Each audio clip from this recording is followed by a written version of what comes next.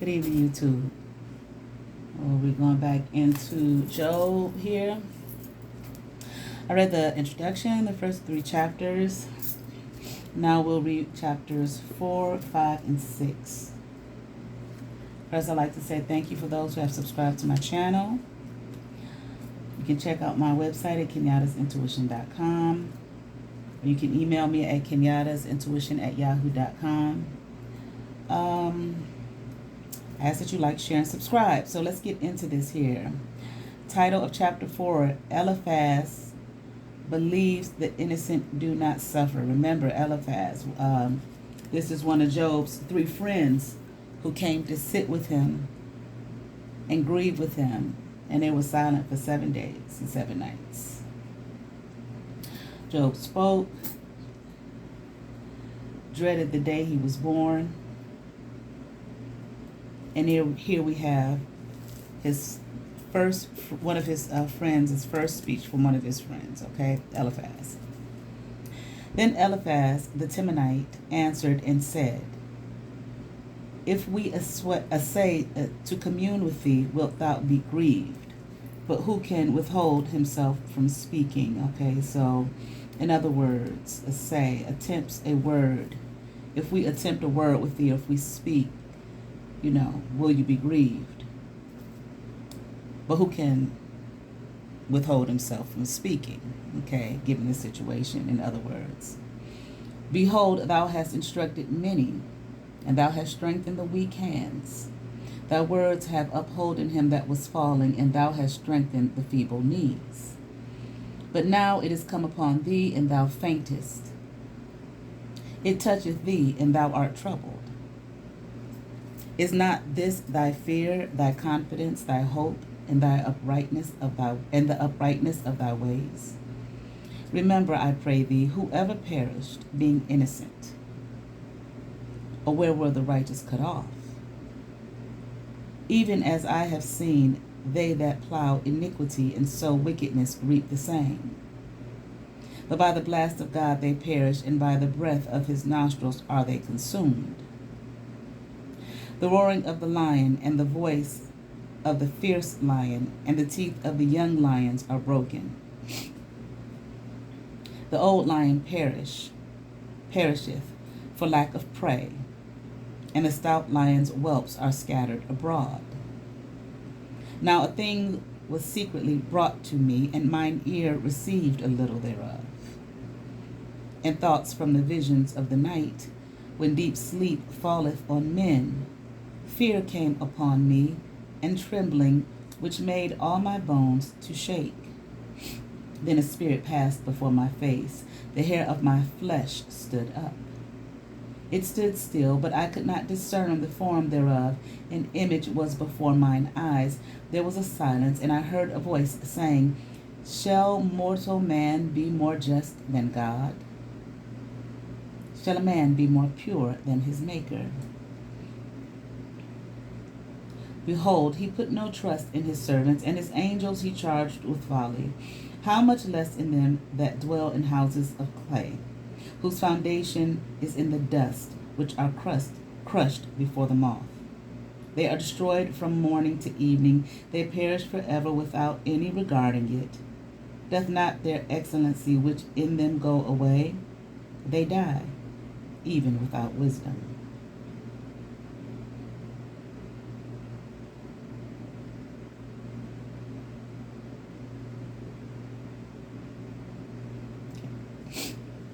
Chapter 5, Eliphaz calls Job foolish. He's telling him, hey, you was helping people out when they had problems.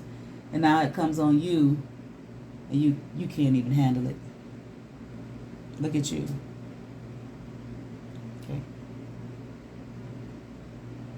And this part is interesting here about his this vision that he had, and this image that stood before him and said, shall mortal man be more just than God? Shall a man be more pure than his Maker? So I'm going to read this part here in the gray, this word wealth, because he's taught that in the word wealth is mortal man. So let's see what he's talking about. Why whoever put this compilation together felt the need to, out of all of this,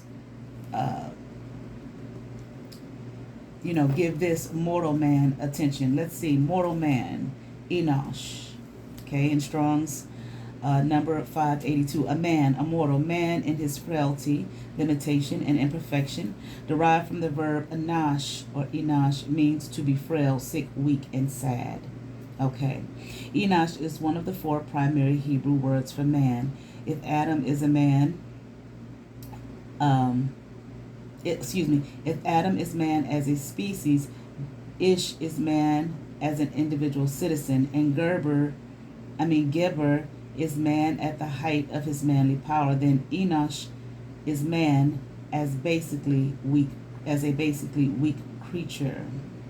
Okay, so he's calling him weak here. Okay, you're mortal, you sick, frail, weak, sad. Okay.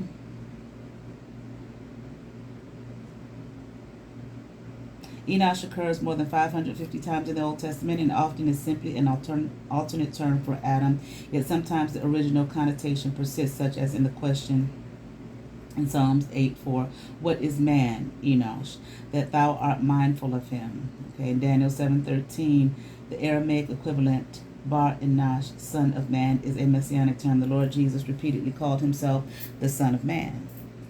Okay. He identified with the human race in its weaknesses, yet rises to a position of everlasting strength. So back to this verse 17 from this, the words of this image, that appeared before Eliphaz, saying to him, shall mortal man, this weak, frail creature, be more than God? Of course not. Shall a man be more pure than his maker? Okay. Now let's go to chapter 5. I just want to see, okay, what that was all about. Title of chapter 5, Eliphaz calls Job foolish. Now this is interesting here. These friends, you know what I'm saying, but this is our journey here on earth, they can easily be criticized. So what kind of friends is that? You know what I mean? But these are the things that we do. Okay. Themselves grieved seeing their friend in this position, quiet 7 days, 7 nights, all kind of stuff going through their head, like what happened here, let's try and figure out what happened,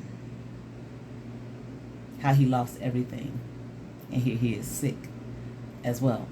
Okay, but let's see. Call now, if there be any that will answer thee, and to which of the saints wilt thou turn? For wrath killeth the foolish man, and envy slayeth the silly one. I have seen the foolish taking root, but suddenly I cursed his habitation. His children are far from safety, and they are crushed in the gate, neither is there any to deliver them. Whose harvest the hungry eateth up, and taketh it even out of the thorns, and the robber swalloweth up their substance. Although affliction cometh not forth of the dust, neither doth trouble spring out of the ground. Yet man is born unto trouble, as the sparks fly upward. Okay, so these are the things Eliphaz is saying here.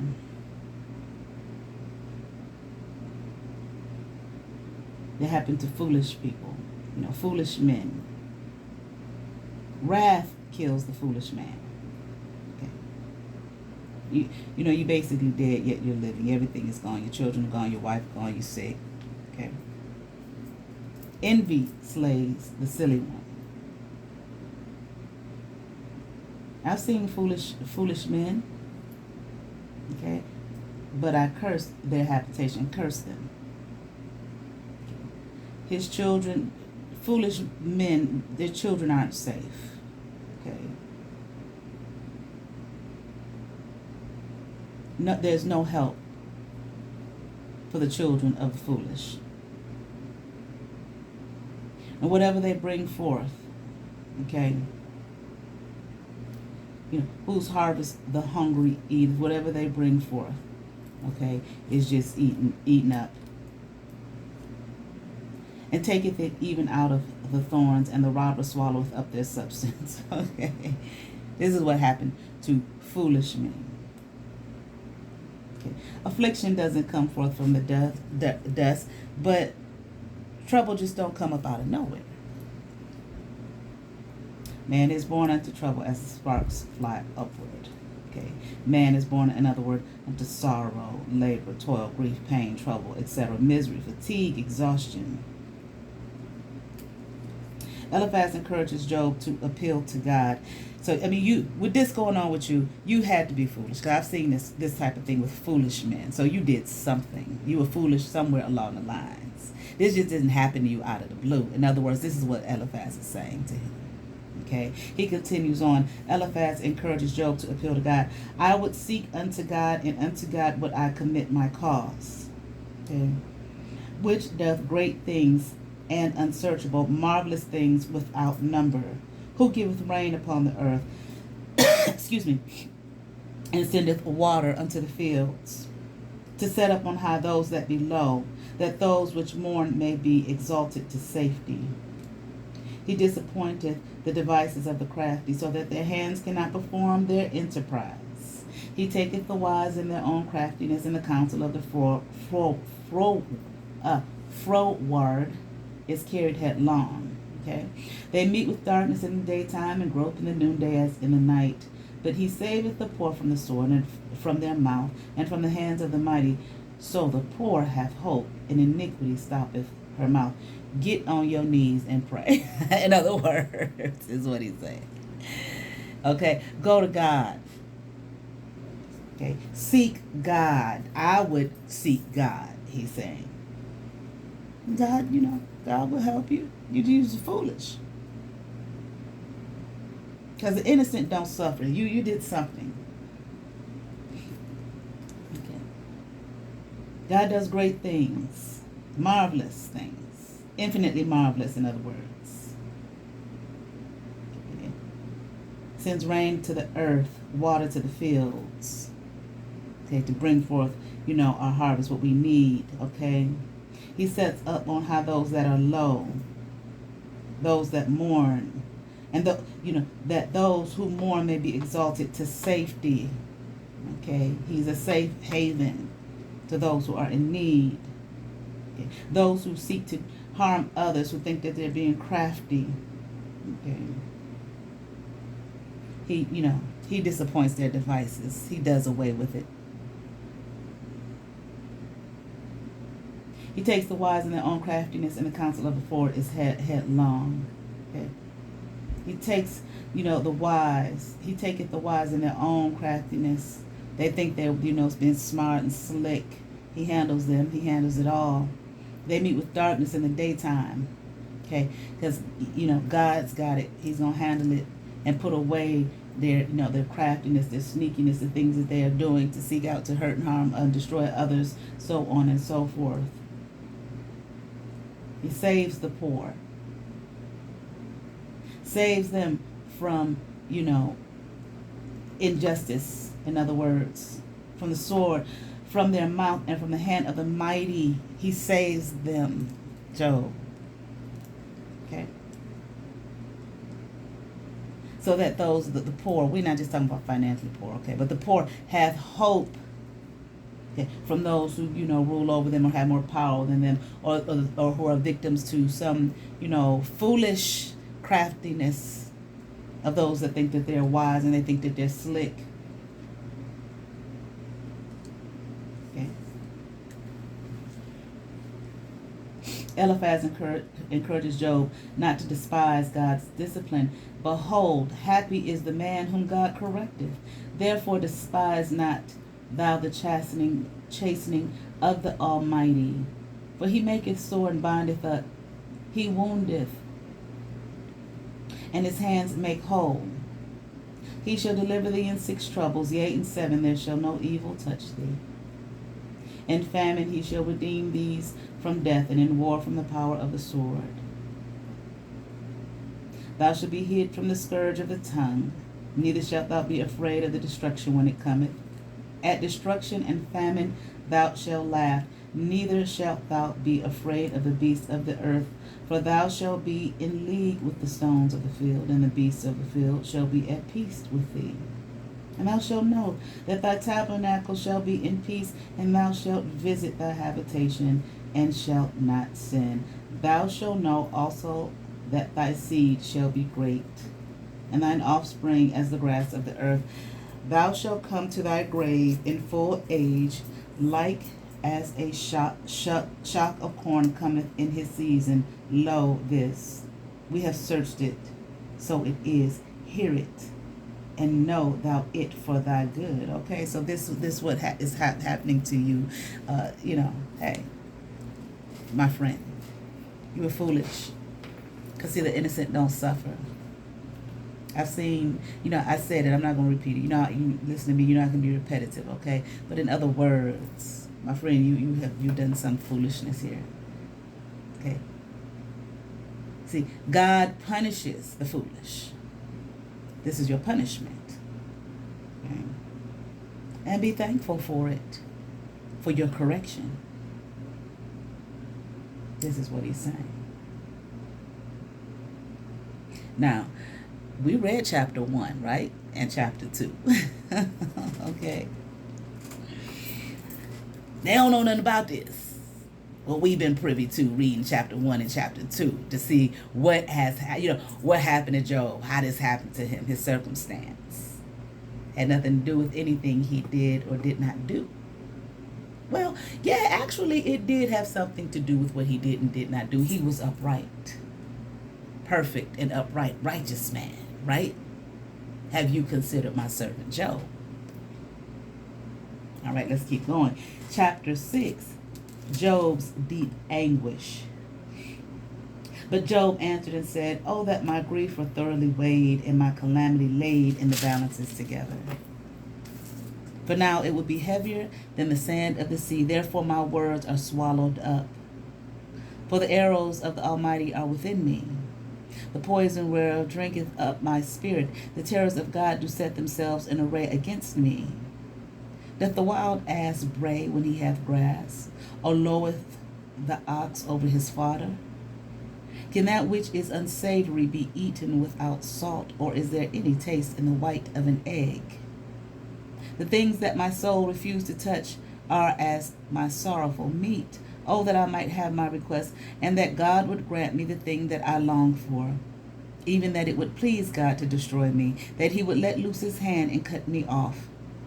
Then should I yet have comfort? Yea, I would harden myself in sorrow. Let him not spare, for I have not concealed the words of the Holy One. What is my strength, that I should hope? And what is mine end, that I should prolong my life? Is my strength the strength of stones? Or is my flesh of brass? Is not my help in me? And is wisdom driven quite from me?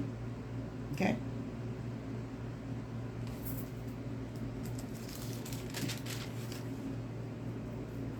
I'm going to read that again. Let's see what it says here in the commentary. Job's first response is a lengthy lament in which he justifies his laments by directing attention to the depth of his suffering. He expresses his disappointment at receiving this bitter, unwarranted attack by his friends and his viewpoint that God is his cruel persecutor. He begins to channel his hurt away from self-pity to anger and begins to seek relief in this life. Okay, I want to read it one more time, okay? But Job answered and said, oh, that my grief were thoroughly weighed and my calamity laid in the balances together. Be fair. Friend Eliphaz. Be fair. For now it would be heavier than the sand of the sea. Therefore my words are swallowed up. You ain't listening to what I'm saying. Don't matter what I say. For the arrows of the Almighty are within me. Look at the arrows of the Almighty, of God, are within me. The poison whereof drinketh up my spirit. The terrors of God do set themselves in array against me. Doth the wild ass bray when he hath grass? Or loweth the ox over his fodder? Can that which is unsavory be eaten without salt? I mean, for real?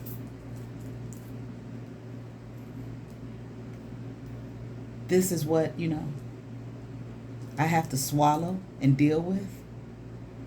Or is there any taste in the white of an egg? The things that my soul refused to touch are as my sorrowful meat. Oh, that I might have my request, and that God would grant me the thing that I long for, even that it would please God to destroy me, that he would let loose his hand and cut me off. Then should I yet have, if I'm dead, if I die, if God kills me, takes my life, then you gonna comfort me? Will you comfort me then? Yea, I would harden myself in sorrow. Let him not spare, for I have not concealed the words of the Holy One. What is my strength that I should hope? And what is mine end that I should prolong my life? Okay. Is my strength the strength of stones? Or is my flesh of brass?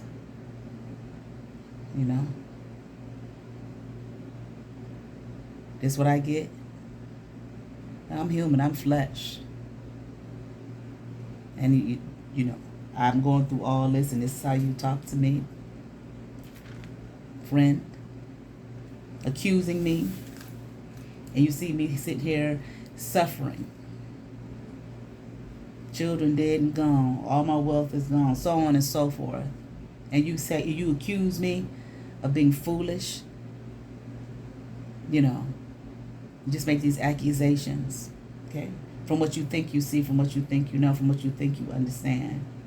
How strong do I have to be? Is not my help in me, and is wisdom driven quite from me? Job seeks his friend's sympathy. This is the title of the second part of chapter 6. To him that is afflicted, pity should be showed from his friend.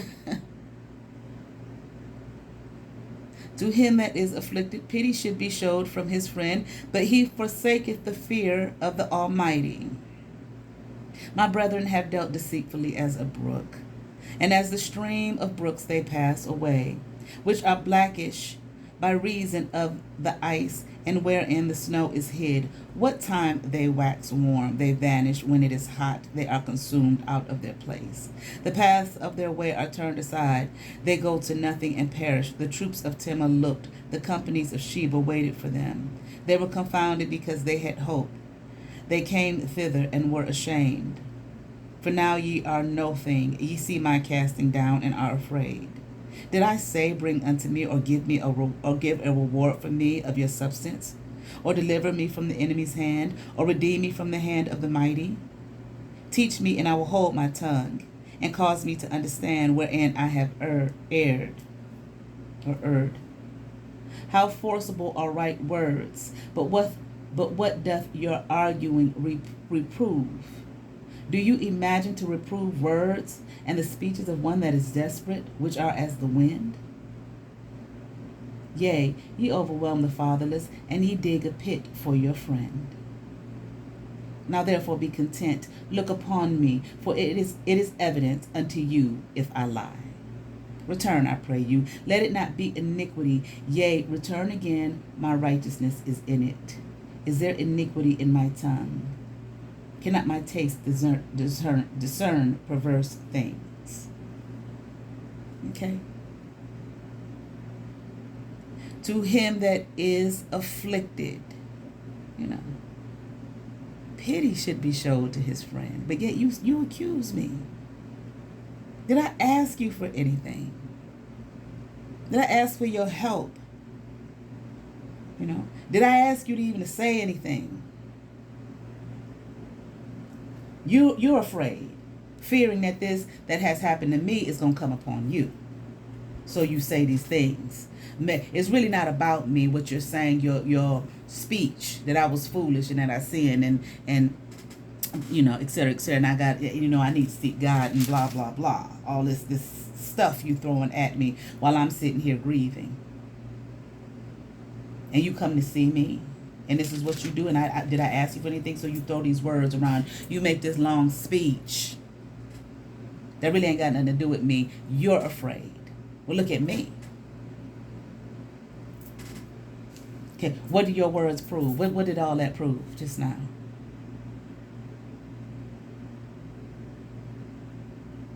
Okay. And here you dig a pit for your friend. You just want me dead in the grave. Be happy. Be content. Be happy with what you've said, with what you've done.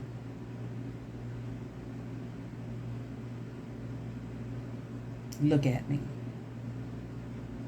What have I lied about? What have I done? Okay. Hold on.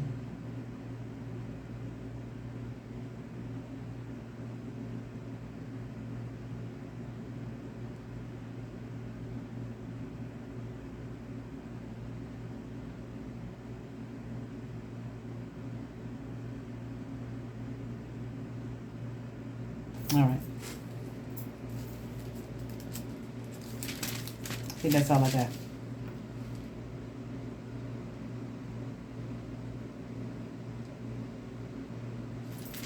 All right. All right, that's chapters 4, 5, and 6. Move on. Next time I come through with more Job. All right. Y'all be blessed. Peace.